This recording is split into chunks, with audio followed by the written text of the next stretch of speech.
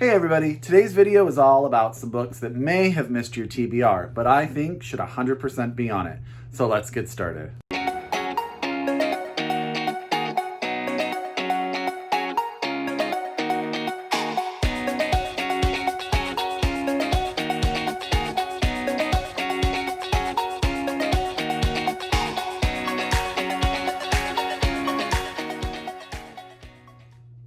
Hi everybody and welcome back to my channel. It's Russell with Ink and Paper Blog. How are you all doing today? I hope you are doing very, very well. I hope you're safe, I hope you're healthy, and I hope your reading is going well.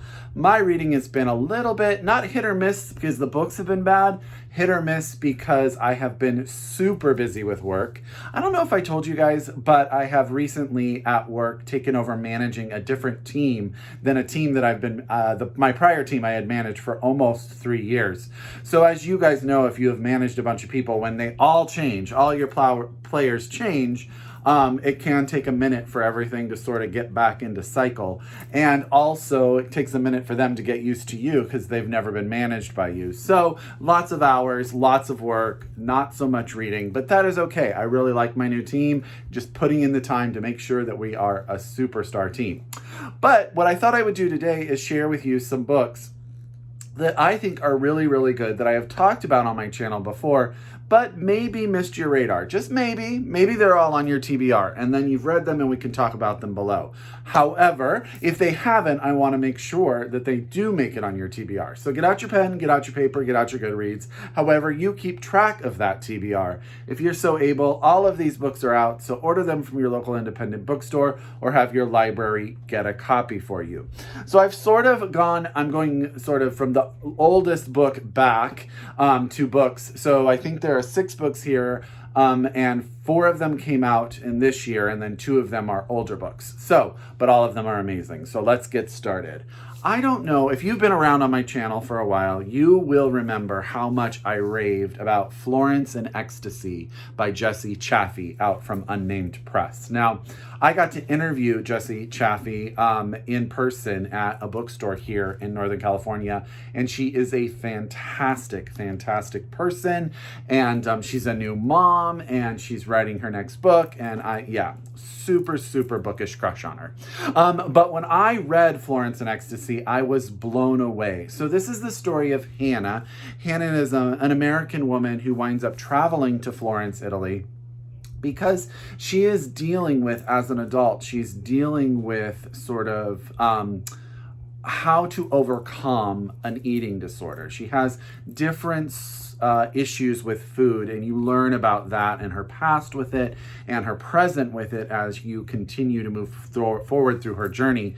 I think one of the things that really stands out in this book to me is its discussion of eating disorders among adults, adult women, and how eating disorders are not something that you get over, that you're cured from. It's one of those things that you have to, the women, men with them, have to fight against for the whole entire lives. And I think that is one of the brilliant, powerful stories in this book. The other thing is she is in Florence and she becomes fascinated with these stories of these women, these women of the church who sort of starve themselves into a communion with God.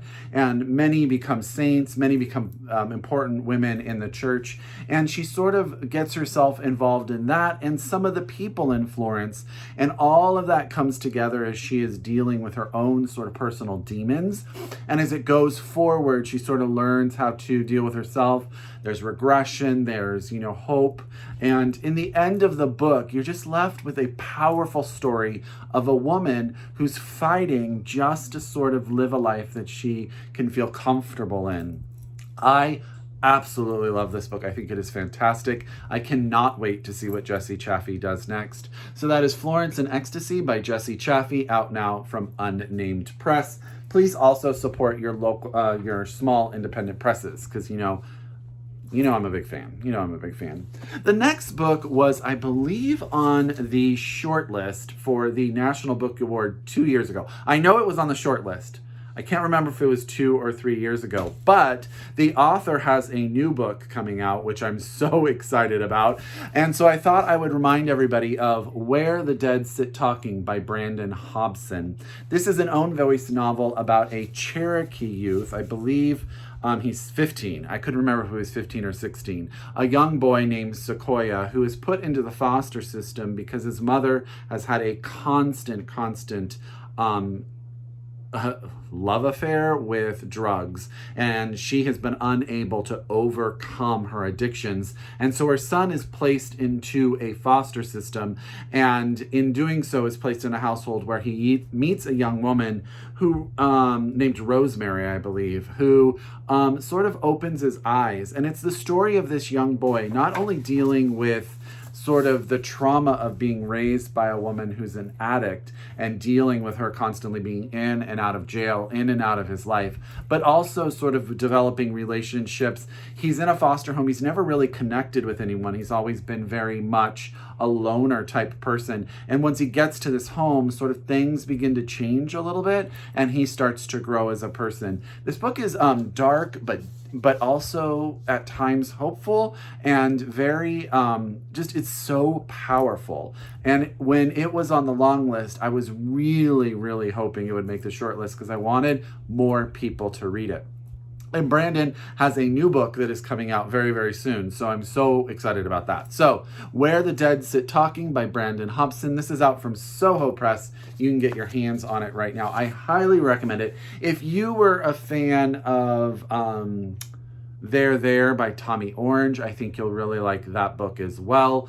And another book that I'm going to talk about in my stack here. I think they all have sort of this powerful voice that goes with them. So yes, definitely recommend that one. I'm going to recommend a little bit of nonfiction, a book that came out this year that I just don't think enough people are talking about, which seems weird when we're talking about the author. And that's Just Us, An American Conversation by Claudia Rankine. Now, Claudia Rankine wrote Citizen, which was a smash success. But what she does is she intertwines sort of essays, research, and poetry all into her narrative. And this Just Us is a discussion regarding whiteness in America as she investigates sort of how that is from her perspective, from other people's perspective, and also from white friends and colleagues as she interviews them over certain events that she sort of recognizes or witnesses. And she talks sort of about how white privilege is sort of so ingrained into American society that at times we just all supplicate to it because we're so used to it. And it is a powerful, powerful discussion. There's some horrifying things discussed in here regarding the treatment of Black men and women in America, but there's also a lot of investigation on how to open that conversation so that we can do better moving forward. So that's Just Us, An American Conversation by Claudia Rankine. This is out from Graywolf Press. You can get your hands on it right now. Okay. And I'm going to talk about a book that I talked about not that long ago, but I really, really, really loved. And I don't read a lot of sort of mystery thrillers, and that is Winter Counts by David Heska Wanbli Weiden, and this is out from Ecco Books. This popped up again on my radar. I was talking to someone about thrillers, and I said, I read this book. I don't know if it's a thriller or a mystery, but I really loved it. And then it was on Goodreads as one of the books that you could put in the mystery thriller category, and I was like, I guess I'll just say it's a mystery thriller. Winter Counts is the story of a reservation in, I believe, South Dakota, if I'm not mistaken. And our main character's name is Virgil Wounded Horse. Now, Virgil is sort of like vigilante is not the right word, but he deals justice on the reservation for those crimes that the legal system isn't taking care of. So if something goes on and the police or the federal government on the reservation won't do anything about it, people hire Virgil to take care of it, okay? And he's sort of got a rough and tumble sort of demeanor and reputation. but he is taking care of his nephew after his sister died, and his nephew winds up trying a drug, overdosing, and then winds up getting blackmailed for having drugs in his locker, which turns into a huge investigation regarding drugs being brought into the reservation, who's bringing them, why they're being brought in, and the political system and federal political system of reservation life. It talks about which crimes are actually pursued by the federal government versus the local government, and it's very sort of timely in regards to some of the recent decisions that have been made at the Supreme Court level regarding trials and crimes on the reservations in America. But in all of that, it's a conversation on all of that. But in addition, it is a fantastic thriller about who's bringing these drugs in, why they're doing it, what's the reason behind it. And as he tries to sort of clear the name of his nephew, he's also trying to just sort of keep his family together. And there's all sorts of really cool things in it. It's really, really good if you're looking for something just to sit down and just fly through. Winter Counts by David Heska, Wanbli, Weiden, out from Ecco Books. Highly, highly recommend. Okay. Next is a book I talked about briefly. I think I reviewed it, and then I was like, gosh, it's one of those books I cannot get out of my head.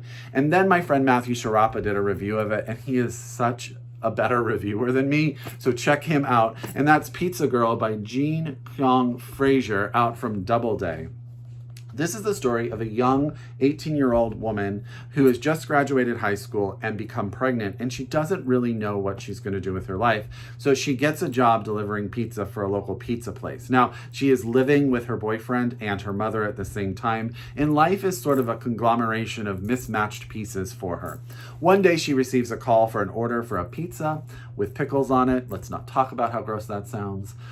But she winds up sort of coming to the rescue of this woman who has just moved to town and her young child.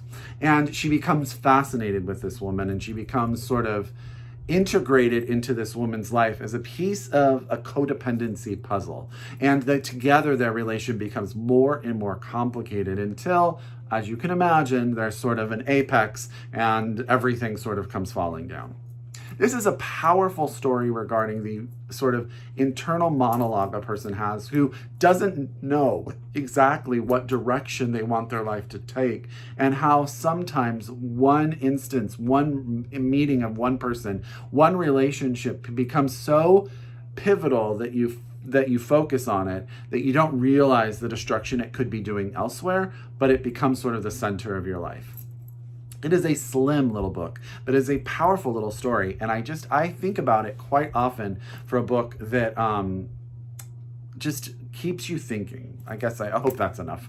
I really loved it, and I'm really excited. This is a debut novel, and I want to know what Kyoung Frazier does next. So that is Pizza Girl by Kyoung Frazier, out from DoubleDay Books. Now you can get your hands on it. Last but not least is just a little bit fun sci-fi book that I have talked about recently, but I keep seeing the author pop up in my Twitter feed, and I just really enjoyed this book, and I already want it to be a series on Netflix or Apple, and that is Hench by Natalie, Zina, Walschots, and this is out from William Morrow Books. This is a take on the superhero novel that sort of flips it on its head. Our young protagonist is a young woman who works for an agency that puts her sort of in admin positions working for supervillains. And there's a whole conglomerate of people that do this, and she just basically does admin work for them. And what happens is she's working for one guy, she gets really, really injured by a superhero, and it sort of takes a turn for her where she starts to investigate all of the damages superheroes do in saving the world. As she puts this together, she puts it out on the web, she gets the interest of one of the supervillains who hires her to sort of continue this project. And as she does this, she develops and develops as her own type of villain. Now, I use villain in quotation marks here because there's a lot of stuff that she does that is sort of that anti-villain sort of vibe. But it's about her relationships not only with the villains, but with people, and the dynamic she has, her fear of the superheroes and the harm that they do in their quest to do good. And it's just really dynamic. She is fascinating. Anna, you know when you are, the name is like right there on the tip of your tongue, tip of my tongue. I'm hitting here, tongue. People, what's going on with me?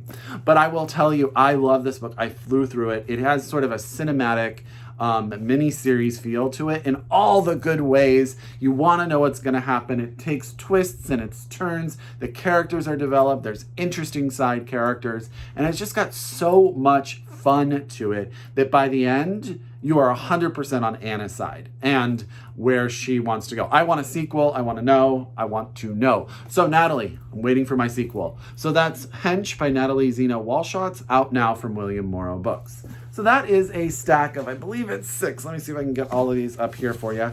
6 books that I think may have missed your radar, but really shouldn't. Every single one of these books absolutely belongs on your TBR. I promise you will love them.